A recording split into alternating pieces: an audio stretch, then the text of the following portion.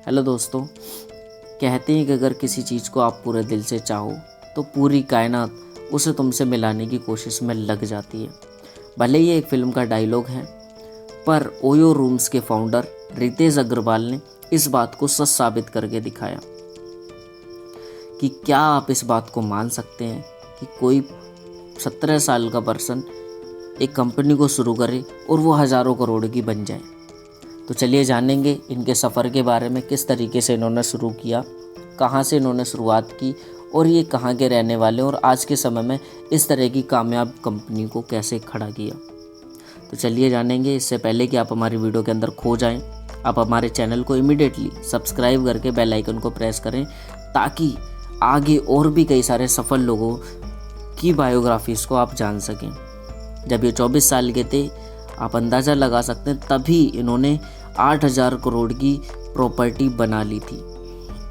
रितेश अग्रवाल का जन्म 16 नवंबर 1993 में उड़ीसा के कटक के अंदर हुआ था। प्रेजेंट टाइम में ये गुड़गांव में रहते हैं। रितेश अग्रवाल भारत के यंग एंटरप्रेन्योर ओयो रूम्स के फाउंडर और सीईओ हैं। आज इनकी कंपनी 80 देशों के 800 शहरों के अंदर बिजनेस कर रही है। ये हुरून ग्लोबल रिच लिस्ट में भी शामिल हो चुके हैं, जिससे ये world youngest self made billionaire बन गए। इनकी नेटवर्थ 1.1 बिलियन US डॉलर है।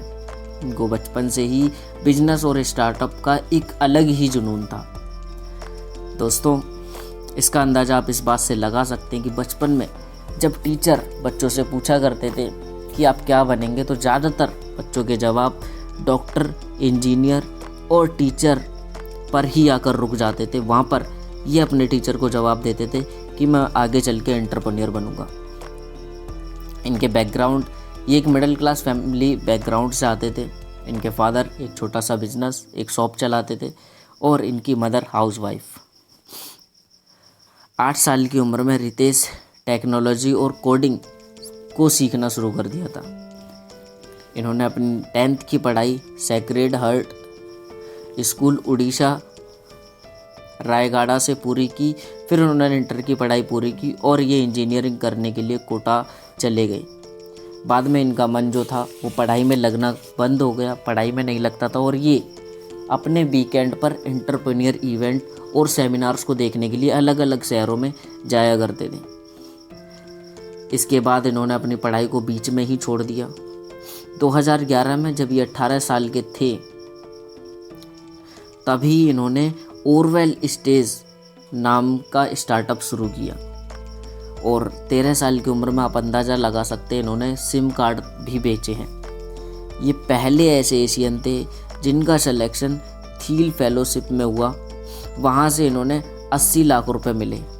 फिर उन्होंने उसी पैसे को ओरवेल जो कंपनी, यानी कि जो बाद में ओयो रूम्स बनी 2013 के अंदर, उसके अंदर इस पैसे को इन्वेस्ट किया, जिससे इन्होंने कई सारे कस्टमर्स के सामने जो चैलेंज आता था कि कई बार तो बहुत ज़्यादा पैसे देकर इनके सामने ये चैलेंज आया कि ये कई बार जब रूम लेते थे तो इनको कई बार तो ज़्यादा पैसे देने के बाद भी अच्छी सुविधा नहीं मिलती थी और ज़्यादातर टाइम इन्हें कम पैसों में अच्छी सुविधा मिल जाती थी। इसी चीज़ को इन्होंने ठीक करने के लिए ओयो की शुरुआत की, ओयो रूम्स की शुरुआत की, जहाँ पर इन्होंने कस्टमर्स को कम पैसे में अच्छी अच्छी फैसिलिटीज़ देना शुरू कर दिया।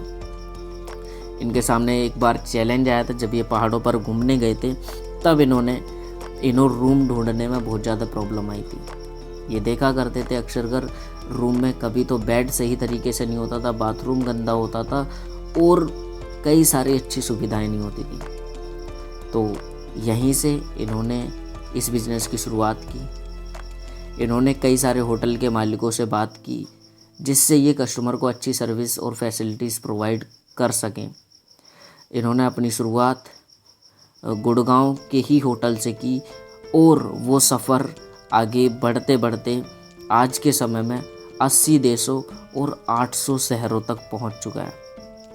तो दोस्तों, मुझे पूरा उम्मीद है कि एक पर्सन अगर सोचे और ठान ले तो कुछ भी करना मुश्किल नहीं है, जिस बात को साबित रितेश अग्रवाल ने करके दिखाया।